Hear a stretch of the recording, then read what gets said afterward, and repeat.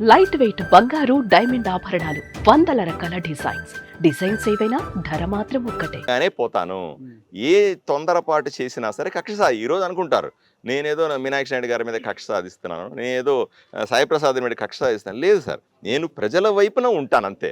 అంతకు మించి నాకు ఏ కక్షే ఉండదండి ఎవరి మీద. ప్రేమించారా మీరు? నేను ప్రేమిస్తాను సార్. సార్ ఆయన నాకు రాజకీయ ప్రత్యర్థి అంతే తప్ప నాకు అంతకు మించి ఏమీ తెలియదు. అంతకుమించి నేను ఎక్కువ ఆలోచన చేయను వ్యక్తి గురించి. ఇప్పుడు సాయి మీనాక్షి నాయుడు గారు అంటే ఆయన మా కూటమిలో ఉన్నటువంటి పెద్ద మనిషి అంతే తప్ప నాకు అంతకుమించి ఎక్కువ ఆలోచన చేయను ఆయన గురించి.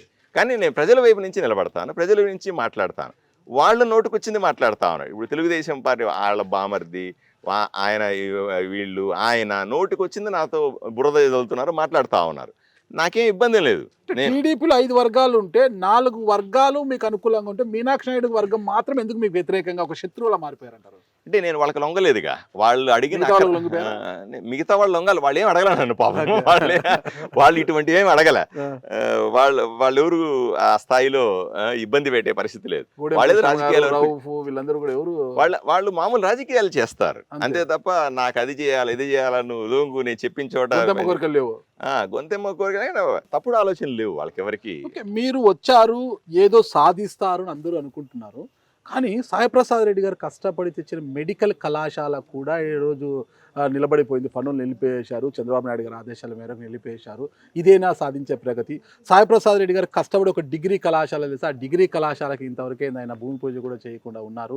ఆర్టీసీ కాంప్లెక్స్ కూడా నిలబెట్టేశారు. కమిషన్ల కోసం ఆ కాంప్లెక్స్ నిలబెట్టేశారు. ఇదేనా సాధించే ప్రగతి అని అవతల వర్గం నుంచి వస్తున్న వాదన. సాధారణంగా బురద జల్లినప్పుడు కడుక్కోవాలి శుభ్రంగా, కడుక్కునే అవకాశం ఇవ్వండి అంత, ఇంకేం లేదు. ఒకటి మెడికల్ కాలేజీకి సంబంధించి అది మెడికల్ కాలేజీ ఇప్పటికి కూడా 40% పూర్తయింది. 60% పూర్తి చేయాలి. ప్రభుత్వాన్ని డబ్బులు మళ్ళీ అడుగుతా ఉన్నాం. ప్రభుత్వ ఆలోచనలో 2-3 ఆప్షన్స్ తీసుకుంటుంది. పీపీ మోడల్లో పెట్టుకోవాలా లేకపోతే నార్మల్గా ఇట్లాగే గవర్నమెంట్ దీంట్లో చేయాలా అని ఆలోచన చేస్తా ఉంది. ప్రభుత్వం నిర్ణయం తీసుకుంటే 100% దాన్ని పూర్తి చేస్తాం. రెండోది మున్సిపల్ కాంప్లెక్స్కి సంబంధించిన నేను ఇంతకుముందు కూడా చెప్పానండి.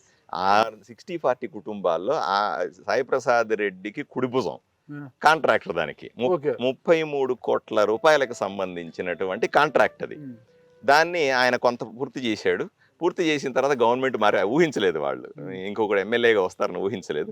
ఇప్పుడు నేను ఎలక్షన్లు రాగానే మానేశారు పనులన్నీ కూడా, పనులు చేయట్లేదు. 4 కోట్ల రూపాయలు వ్యాపారస్తులు దాన్ని కట్టినప్పటికి కూడా పనులు పూర్తి చేయట్లేదు. నేను రిపీటెడ్గా అడుగుతాను, పూర్తి చేయండి మాకు డబ్బులు ఇస్తే పూర్తి చేస్తాను. డబ్బులు ఇస్తే వాడు పారిపోతాడు కాంట్రాక్టర్, ఎందుకంటే అంత నాణ్యత లేకుండా కడుతున్నాడు దాన్ని ప్రశ్నిస్తాం 100%. దాన్ని పూర్తి చేయమని అడుగుతాం. నాణ్యత పేరు చెప్పి మీకు రావాల్సి వాటాల కోసమే. నాకేం వాటా వస్తుంది సార్? భలేవాడు సార్, నాకు డబ్బే సార్, రాదు. నాకు ఆలోచన లేదు, అట్లాంటి పద్ధతులు నా దగ్గర లేవు. వరి అవ్వాల్సిన ప్రమాణం చేసి చెప్పండి, మీ కార్యకర్తల సాక్షిగా ప్రమాణం చేయండి. ఎటువంటి అక్రమార్జన కోసం నేను తహతహలాడడం లేదు, నీతి నిజాయితీగాని 100 రోజుల పరిపాలన నేను చేశానని చెప్పండి మీ కార్యకర్తల సాక్షి. నేను చెప్పడం, మీరు ఊర్లోకి పోయి కెమెరాలు పట్టుకుని అడగండి అంతే. మీరు ఏ ఆఫీసులో అని అడగండి, ఏ కాంట్రాక్టర్ అని అడగండి, ఎవడన్నా నాకు రూపాయి ఇచ్చినాడా అని ప్లాన్ చేయి. నేను ఒకటే ఎగ్జాంపుల్ చెప్తాను సార్. ఈ 10 రోజుల్లో ట్రాన్స్ఫర్ల కోసం నేను 250 లెటర్లు ఇచ్చాను సార్. లెటర్లు ఇచ్చిన 250 లిస్ట్ మీకు ఇచ్చేస్తాను సార్. పోయి ఎవరికైనా సరే, ఏ ఆఫీసర్కి నేను మా ఊర్లో పోస్టింగ్ కోసమైనా సరే లేదా ట్రాన్స్ఫర్ కోసమైనా సరే దేనికైనా 1 రూపాయి తీసుకున్నట్టుగా నిరూపించండి సార్. 250 నెంబర్లు ఇస్తాను, మీరు ఫోన్లో మాట్లాడండి. 200 వస్తారు కదా సాధారణంగా.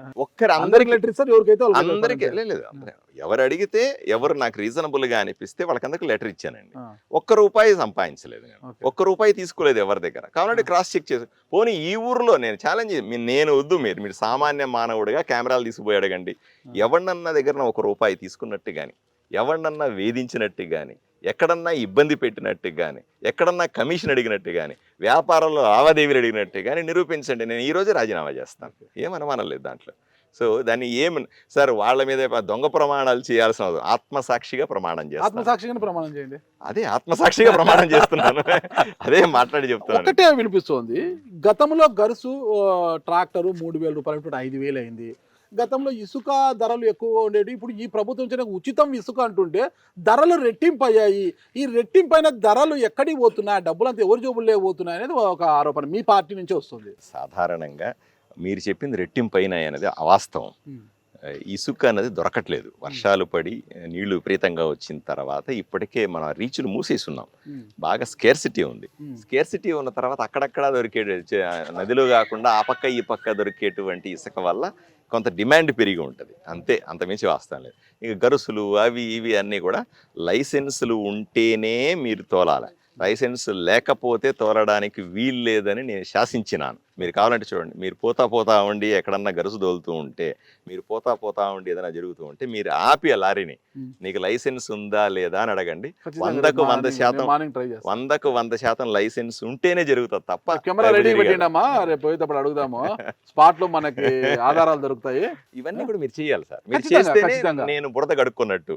లేకపోతే ఊరికే అట్లా ఈ ప్రత్యర్థులు ఏదో ఒకటి మన మీద చల్లేసి వెళ్ళిపోతే ఇక మనం అయ్యో ఇదేదో బాధపడ్డ కూర్చునే పని కూడా కాదు.